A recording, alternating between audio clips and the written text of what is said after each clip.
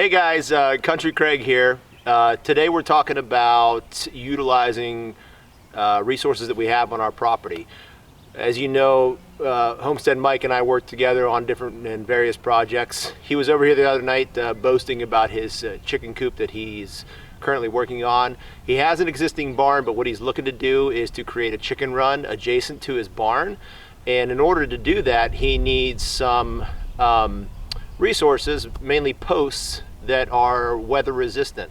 Now, instead of going to the store and buying metal posts to put into the ground and then wrap your chicken wire around, I thought it might be a nice surprise to take some of the lumber that I have here on my property and offer it as a sort of neighborly gift to help him build his chicken coop.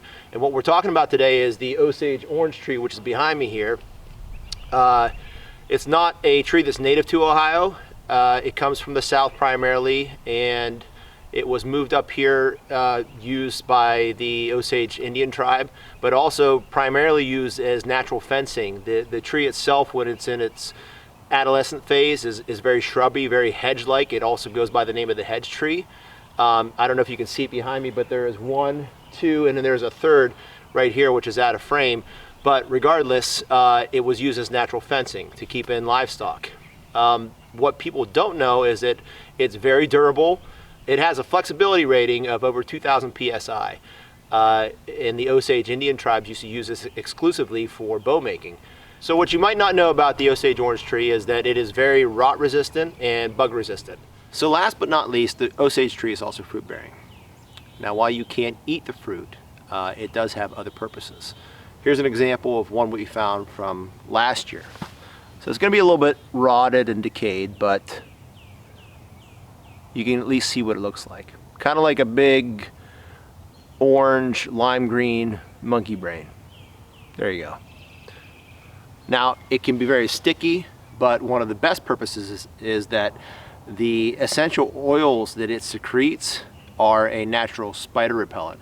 So oftentimes we take these and we throw them in our basement fireplace or in back corners in the basement. Since we live in Ohio, we have a lot of wolf spiders, and it does a pretty good job of keeping them away. So food for thought there. All right guys, so let's take a little closer look at what I'm trying to do here today.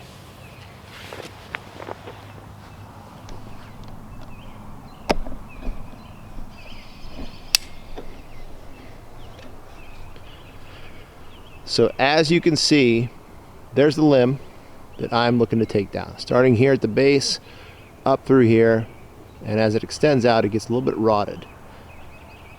So the reason why I think this is the perfect limb here is because, number one, it's going to help Mickey out due to the characteristics that we talked about with respect to the wood, but also it's a bit of a widowmaker on our property.